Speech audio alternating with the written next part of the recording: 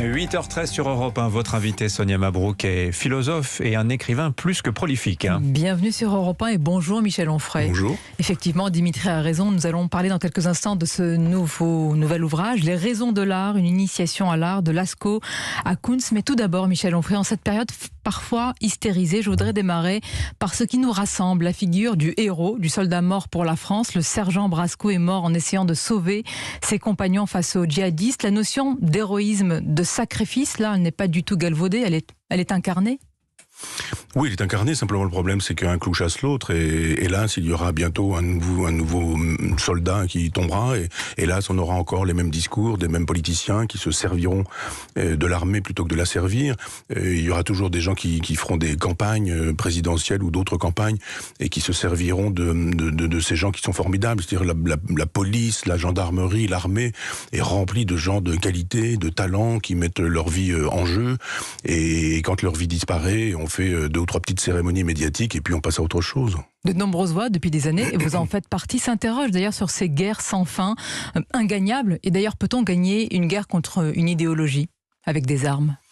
Moi, je pense que de toute façon, moi je suis souverainiste, donc je pense que si chacun était déjà chez soi, les choses se passeraient beaucoup mieux. Qu'est-ce que les Américains sont allés faire en Afghanistan, en Syrie, en Libye, en Irak? Pourquoi est-ce qu'ils ont détruit des chefs de l'État autoritaires, c'est sûr, mais qui au moins étaient laïcs et qui permettaient de travailler avec l'Occident, pour parler large un peu. Cette façon de vouloir faire la guerre tout le temps, partout, en permanence, j'appellerais ça la jurisprudence Bernard-Henri Lévy, quoi. Cette façon de dire on balance des bombes, et encore des bombes, et toujours des bombes, et bombardez-moi tout ça, et on va régler le problème de cette manière-là, c'est assez terrible. La guerre, c'est vraiment... Je suis pas contre, hein, ce serait ridicule de dire, oh là là, la paix plutôt que la guerre. Vous n'êtes pas un pacifiste Je suis pas un pacifiste bêlant. Je pense qu'il faut tout faire pour la paix, et que quand on a tout fait pour la paix, il y a un moment donné où effectivement la guerre, il faut y aller. Mais cette façon que nous, je dirais, l'Occident, nous avons d'aller bombarder les populations musulmanes partout sur la planète, plusieurs millions de morts, je rappelle quand même. On ne fait jamais le compte, mais plusieurs millions de morts.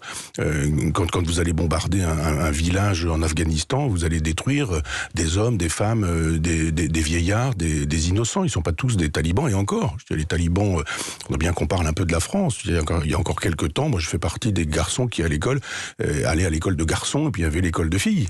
Et on a commencé par géminer, comme on disait, c'est-à-dire par mélanger les garçons et les filles dans les classes. Donc quand on nous dit, regardez-moi ça, les filles séparées des garçons, quelle barbarie, je dis oui, mais enfin regardez, en France, dans les années 60, c'était encore le cas. Et puis les femmes qui n'avaient pas le droit d'avoir un carnet de chèques, et puis les femmes qui n'avaient pas de l'autorisation d'exister. Il n'y a pas si longtemps. En dehors de une leur mari, remarque par rapport à ce que vous venez de dire, Michel Onfray, vous avez dit on bombarde des populations musulmanes. Vous entendez évidemment ceux qui vont vous dire mais jamais de la vie. Évidemment, on y va dans le but de bombarder des djihadistes, de lutter contre une idéologie. Bien sûr. Les cyniques vous diront qu'il y a des dommages collatéraux. Terrible expression. Oui. Non, mais ça, c'est sûr que tous ces gens-là le font au nom du droit d'ingérence, et que le droit d'ingérence est toujours fait au nom des droits de l'homme, sous prétexte qu'il vaut mieux vivre comme Bernard-Henri Lévy à Saint-Germain-des-Prés que comme quelqu'un qui va fabriquer, qui va cuire son thé. C'est le duel permanent. Vous le caricaturez pas un petit peu ? Non, parce qu'il incarne vraiment ça. On a entendu l'autre jour qu'il avait touché un chèque de 9 millions, je ne sais même plus, il y a tellement d'argent, du Qatar. Moi, je pense que normalement, ce genre d'information, ça devrait faire la une de la totalité des journaux. Ce sont des entrefilés. Il y a un moment donné, on peut se demander pourquoi des philosophes gagnent autant d'argent, pour faire quoi, pour donner des conseils à qui ou à quoi, quand on sait que ces gens sont toujours engagés pour... Vous pensez qu'il est manipulé par certains États à dessein pour certains buts ? Je ne pense pas qu'il soit manipulé, mais je pense qu'il défend une idéologie, et que cette idéologie a besoin du complexe militaro-industriel, et que si vous voulez justifier la fabrication des bombes et tout le business mafieux de la politique, il faut bien de temps en temps se trouver des ennemis. Alors moi je veux bien le droit d'ingérence, mais pourquoi pas en Corée par exemple ? Pourquoi pas au Pakistan ? Pourquoi pas en Chine ? Pourquoi pas en Turquie, par exemple? La Turquie nous agresse et nous menace régulièrement. Enfin, la Turquie, Erdogan, il n'est pas question de faire la guerre à la Turquie, et tant mieux. Moi, je suis contre les solutions expéditives de ce type-là, mais pourquoi est-ce qu'on fait toujours des guerres dans des endroits où finalement les gens sont faciles à battre? Ces gens qui se choisissent de petits ennemis faciles à terrasser en disant qu'ils sont grands, et vous parliez tout à l'heure d'héroïsme, je pense effectivement qu'on est loin de l'héroïsme dans ce genre de configuration, on est plutôt dans la logique du passage à tabac. Et cette façon de mépriser les populations musulmanes sur la totalité totalité de la planète, pendant qu'en France, on leur laisse la possibilité, au pire des musulmans, je dirais, parce que je ne suis pas zémourien, je ne crois pas que l'islam ce soit l'islamisme, mais un islam politique radical de gangréner la société et en même temps de rendre impossible la vie des musulmans qui, eux, veulent vivre tranquillement. On va en parler, justement, c'est plus qu'une nuance, une différence de taille avec Éric Zemmour, avec lequel vous avez souvent débattu, Michel Onfray. Il y a aussi une rencontre entre vous qui est prévue ce lundi 4 octobre à Paris, au Palais des Congrès. Tout sera retransmis en direct sur le site de la revue Front Populaire. Comment d'abord vous appréhendez la percée, cette dynamique Éric Zemmour aujourd'hui ? Voilà, je crois qu'Éric Zemmour, c'est le retour du refoulé. C'est-à-dire que ça fait 30 ans ou 40 ans, je dirais depuis Maastricht, où on nous dit l'idéologie dominante, c'est le cosmopolitisme, le métissage, l'abolition des frontières, la disparition des identités. Si vous pensez que la France est un pays formidable, avec des régions, avec des cultures, des façons d'être ou des façons de faire, on vous renvoie à Vichy, à Pétain, etc. Et donc les gens se retiennent, ils n'osent pas dire ce qu'ils pensent. Et d'un seul coup, Zemmour arrive en disant, mais moi je vais briser tous les tabous. Avec un diagnostic que vous partagez sur le déclin de la civilisation judéo-chrétienne, mais aussi sur la culture française en danger, la police, l'armée, etc. C'est un diagnostic réel et lucide selon vous ? Oui, si on veut aller très vite, je dis que sur le constat, je suis d'accord avec Zemmour, sur les solutions, pas du tout. Mais le constat, s'il s'agit de dire qu'à l'école ça va pas, que dans la société ça va pas, que la politique ça ne va pas, que la culture c'est pas terrible, que on n'est pas du côté de notre police, ce qu'on devrait faire pourtant, soutenir notre police, du côté de l'armée, du côté de que la justice ça fonctionne mal. Si les gens pensent que ça n'est pas le cas, bon bah d'accord, mais ça c'est le diagnostic, à mon avis, il s'impose, c'est le réel. Ce n'est pas être décadentiste, ce n'est pas être, pour aller vite, de la droite conservatrice que de penser cela. Mais moi je pense qu'il y a plein de gens qui pensent ça. Et parfois les gens me disent, vous savez, bon à vous je peux le dire, et les gens se mettent à parler librement. Vous savez, à Front Populaire, on a eu des gens qui sont venus vers nous, et des gens qui travaillent dans le cinéma, et qui m'ont dit, c'est formidable, il y a plein de gens qui vous soutiennent, qui vous adorent, on achète vos livres, etc. etc. Ben, je dis, venez avec nous, et puis ils m'ont dit, mais on peut pas. Pourquoi ? Si on apparaît auprès de Michel Onfray, on perd nos subventions, on perd notre travail et on peut plus faire de films. Alors je dis, il n'y a pas de problème, faites-le de manière anonyme. Appelez ça La Belle Équipe, moi j'adore le film de Julien Duvivier, et puis on assure votre anonymat. Il me dit, ah oui, c'est une bonne idée, et puis le monsieur est parti dans la nature.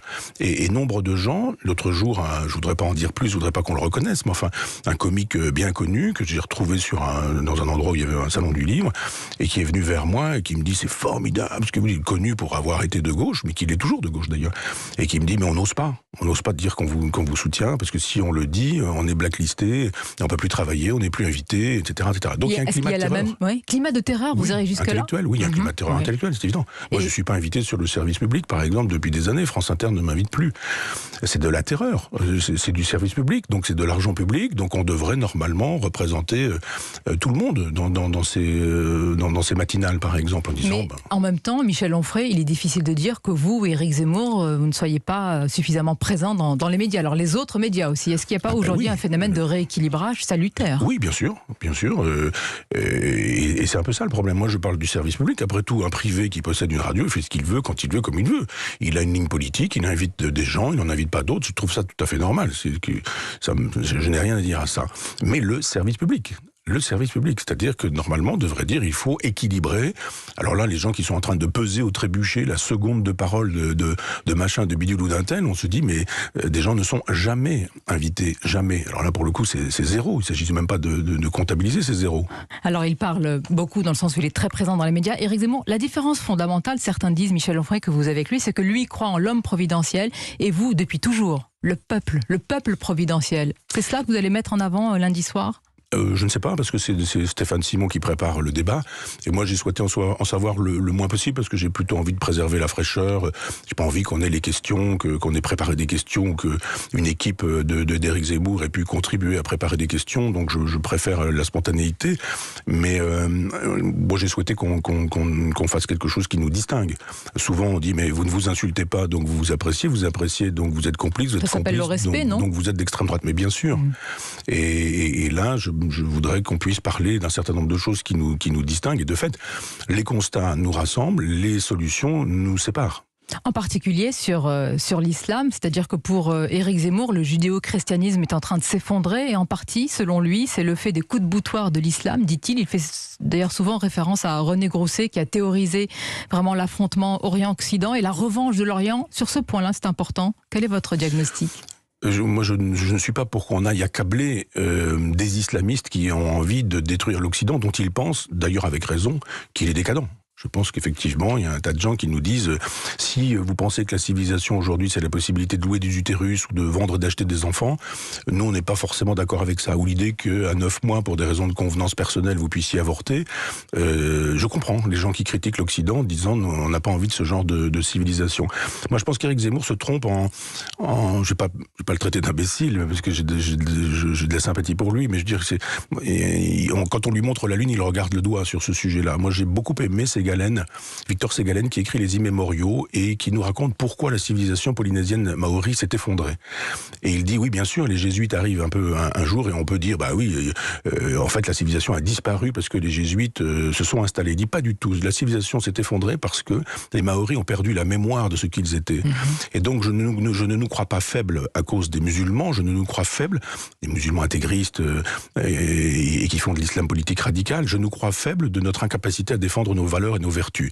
Qu'on puisse dire, mais vous pensez ça, bon d'accord, je suis pas d'accord avec vous, mais nous on va avoir d'autres vertus et qu'on ait autre chose à présenter que, je reprends ces histoires, des locations d'utérus, des ventes d'enfants ou la possibilité de faire avorter des femmes à 9 mois, à quelques jours.